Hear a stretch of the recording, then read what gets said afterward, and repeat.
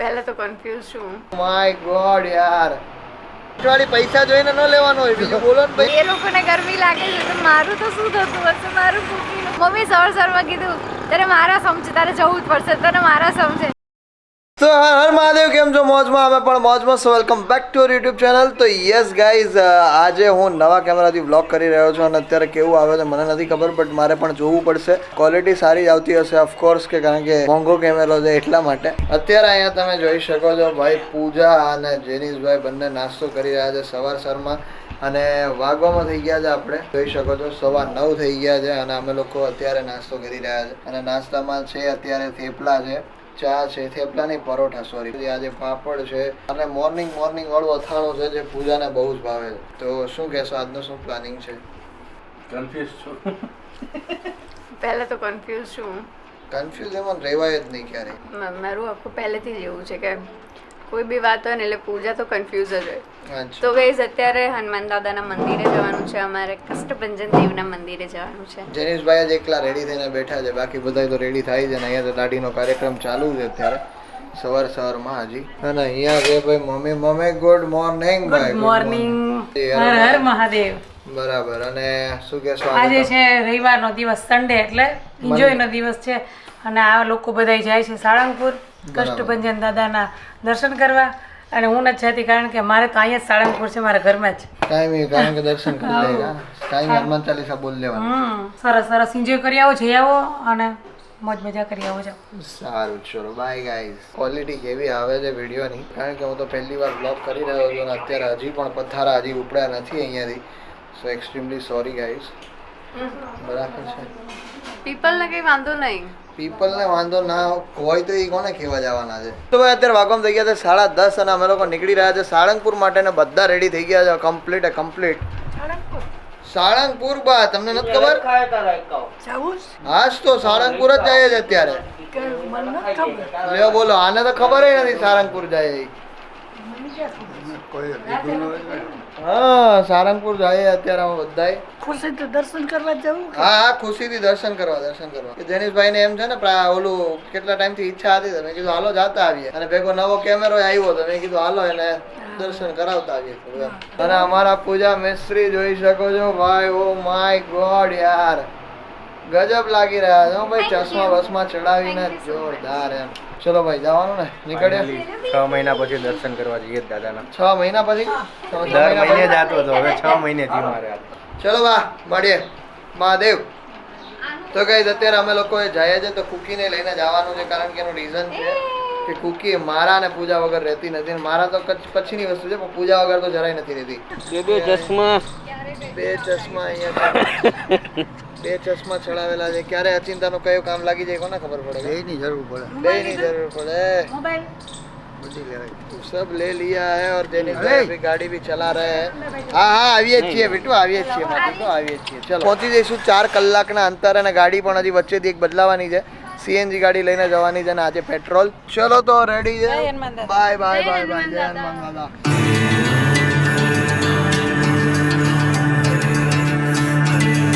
તો ભાઈ અહીંયા નંદાભાઈ લાઈવ થઈ ગયા છે ભાઈ ફેસબુક ની અંદર. જય મહાકાલ. અને નંદાભાઈ ને શું કહેવાય કે ફેસબુક ની અંદર લાઈવ થવાનો બહુ શોખ હોય છે. અને ગમે ત્યાં બહાર જાય ને અમારા પપ્પા ને બધા તો ફેસબુક માં લાઈવ તરત થતા હોય છે. આ બધા ટ્રેન્ડમાં છે. આપણે ટ્રેન્ડમાં નથી, આપણે પાછળ છીએ. અત્યારે અમે બધા પહોંચ્યા છે મારા માસીના ઘરે. અને મારા માસીના ઘરેથી ગાડી લેવાની છે. ત્યાં નથી જવું આપણે. Happy birthday. મારો નથી. તમારે અડધો તો કહેવાય જ ને. Thank you. હેપી બર્થડે એમ ને. જો કોણ છે? જો એ ઓળખી ગઈ કે નહીં? ના કઈ નહીં કરે. ચલો એ બીવે છે. માસા ક્યાં છે? અચ્છા, એ ઓફિસે ગયા. ચલો ભાઈ, ચલો. કુકી તો પેલા બે જાય. સારંગપુર તો જાતા જવા હે, પણ વચ્ચે ઘણા સ્ટોપ લેવાઈ જાય. 60 વાળી પૈસા જોઈને ન લેવાનો હોય, બીજું બોલો ને ભાઈ. મહેંગો માંગી તો પછી બધી. તો ભાઈ જોરદાર રીતે અહીંયા માખણિયા લચ્છી થઈ ગઈ છે રેડી. અને જોઈ શકો છો ભાઈ, બહુ જોરદાર છે. હા, ખાવાની ભાઈ. હા, જોરદાર દેખાય નહીં નંદાભાઈ? તો ભાઈ લઈ લીધી છે લચ્છી, સરસ મજાની. અને હાલો પીતા રહીએ અંદર. હવે ઠંડા થાય થોડા. કેવી છે? હાઈ ક્લાસ છે. આ લોકોની તો પ્રખ્યાત છે ને. તો વાંધો નહીં. તો ભાઈ અત્યારે અમે લોકો ઊભા રહ્યા છે ગોંડલની બાજુ અને અમે લોકોએ માસાની ગાડી બદલાવી તો હવે ગાડીમાં એસી ચાલતું જ નથી એવી રીતનું થયું છે. અને હવે ભાઈ અત્યારે એસી બંધ થઈ ગયું છે એના કારણે ભાઈ ગરમી થઈ ગયા છે, અંદર રહેવાતું જ નથી જરાય. અને ઓચિંતાનું એસી બંધ થઈ ગયું, ખબર નહીં કેમ. तो अभी क्या है मुझे और पूजा को है ना ऐसा ही लगता है અમારે એક છોકરું છે અને છોકરાને સાચવીએ છીએ બરાબર છે એને કાયદેસર એનો બધો સામાન જો ભેગો લઈને આમાં નીકળવું પડે. હે પૂછું સાચું કે છે. અને એ લઈને નીકળવું પડે ને એને સાચવવું પણ પડે. અને એને સાચવવા માટે બધી એને જો ઠંડા પાણી દેવા પડે ટાઈમ ટુ ટાઈમ. જેમ એની માં એસી વગર નથી રહી શકતી એમ દીકરી પણ એસી વગર નથી રહી શકતી બરાબર છે. આવી રીતની સિચ્યુએશન આખી થઈ છે. અને આ બધા તો નોર્મલ એસી વગર ના છે બરાબર. તો એ લોકોને ગરમી લાગે છે તો મારું તો શું થતું હશે? મારું કુકી એ કરે અને એમાં બિચારી એમાંય થાકી ગઈ છે એટલું કરતા કઈ નહીં. એકચ્યુઅલી અમારો તો પ્લાન જ નહોતો આવવાનો. મમ્મી સવારમાં કીધું તારે મારા સમજે તારે જવું જ પડશે તને મારા સમજે તો આવી ગયા પછી આવી ગયા થઈ ગયું. પૂરું થઈ ગયું. તો ભાઈ અહીંયા કુકી જેવું નાનું પપ્પી અહીંયા છે અને અમારા કુકી બેટા પણ ત્યાં બેઠા છે સામે. અને અમે લોકો અત્યારે ઊભા છીએ. ક્યાં ઊભા અંદાભાઈ આપણા? ગેલા સોમનાથ. ઘેલા સોમનાથ. ટેકડો જે સોમનાથ થી લિંગ લઈને ભાગતો ને હા એ લિંગ અહીંયા પડી ગયું. એવું છે. તો ચલો ભાઈ ગેલા સોમનાથના દર્શન કરી લઈએ.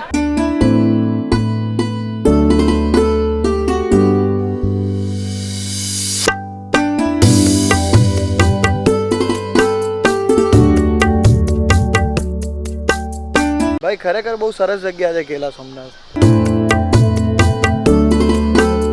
તો ભાઈ પહોંચી ગયા છે અહીંયા અંદર મંદિરની બાજુ.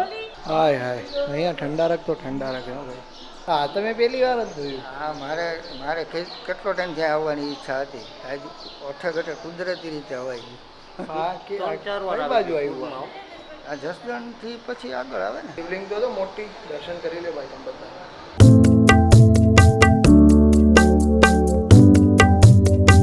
અહીંયા સરસ મજાની જગ્યા પણ લાગે છે રહેવા માટેની. ધર્મશાળા જેવું પણ કંઈક લાગે છે.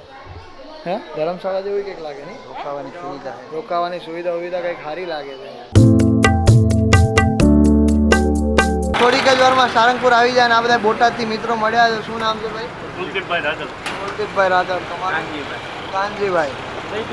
જયદીપભાઈ. અને આ ત્રણ બોટાદની હસ્તીઓ છે. ત્રણના ઇન્સ્ટાગ્રામ ઉપર પેજ છે અને સિટી પેજ છે આ બંનેના.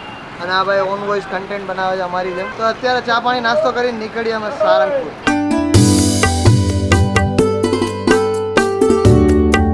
ભાઈ પાર્કિંગ એરિયામાં પૂગ્યા છે ને ભાઈ પાર્કિંગ તો જોઈ લો ભાઈ. ગાડીઓ એટલી ગાડીઓ છે ને. તો ભાઈ ફાઇનલી પહોંચી ગયા છે સાળંગપુર. પોલો કષ્ટભંજન દેવની જય. તો ભાઈ જસ્ટ હજી પહોંચ્યા છે અને ભાઈ અહીંયાની વાઇબ આખી અલગ છે. પહોંચતા અહીંયાની સામેની આ મૂર્તિ જોતા જ અમને તો આમ થાક ઉતરી ગયો. અને પૂજાએ અત્યારે કુકીને બહાર કાઢી છે અને અહીંયા ગાર્ડન એરિયામાં લઈને એને બેસશે અત્યારે. અને ત્યાં સુધી અમે બધા દર્શન કરીને આવીએ છીએ.